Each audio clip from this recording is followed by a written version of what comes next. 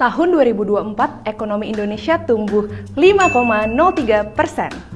Gimana sih cara ngitungnya? Kira-kira ada nggak ya peran uang kita?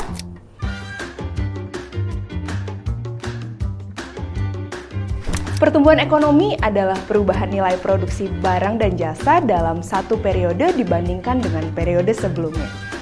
Misalnya nih, jika satu ekonomi memproduksi 1.000 mobil pada satu tahun dan 1.050 pada tahun berikutnya, maka dapat dikatakan bahwa terjadi pertumbuhan ekonomi positif sebesar 5%.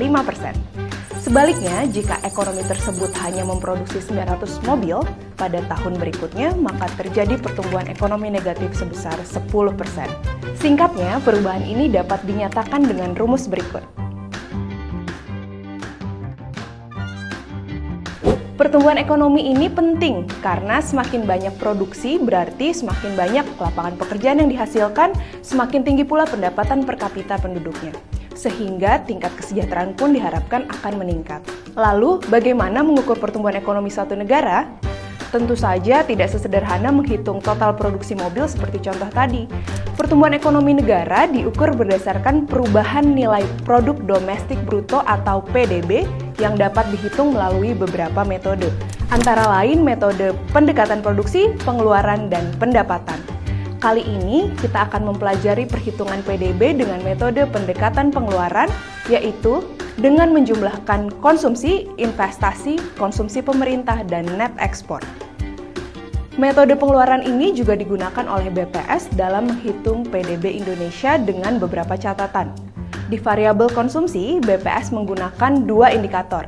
Yang pertama, pengeluaran konsumsi rumah tangga atau PKRT, yaitu pengeluaran barang-barang yang dibutuhkan untuk memenuhi kebutuhan sehari-hari. Dan yang kedua, pengeluaran konsumsi lembaga non-profit yang melayani rumah tangga atau LNPRT, misalnya sekolah, universitas, klinik, dan rumah sakit.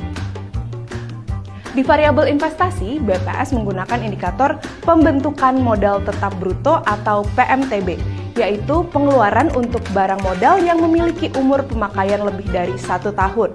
Contohnya, pembangunan rumah tinggal, bandara, jalan, dan jembatan. Kemudian, pada variabel konsumsi pemerintah, BPS menghitung dari komponen pengeluaran yang bersumber dari APBN atau uang kita. Terakhir, untuk variabel net ekspor dihitung dari selisih total ekspor dikurangi total impor selama satu periode. Nah, ternyata uang kita tidak hanya berperan dalam konsumsi pemerintah loh, tapi juga turut menstimulasi konsumsi rumah tangga dan berkontribusi pada PMTB. Peran tersebut terwujud melalui dukungan uang kita terhadap program-program pemerintah seperti pelaksanaan pemilu dan pilkada, pembangunan infrastruktur, penyaluran bantuan sosial, dukungan fasilitas kesehatan, pendidikan dan ketahanan pangan, hingga subsidi dan kompensasi. Dukung dan awasi penggunaan uang kita untuk pertumbuhan ekonomi Indonesia yang lebih baik.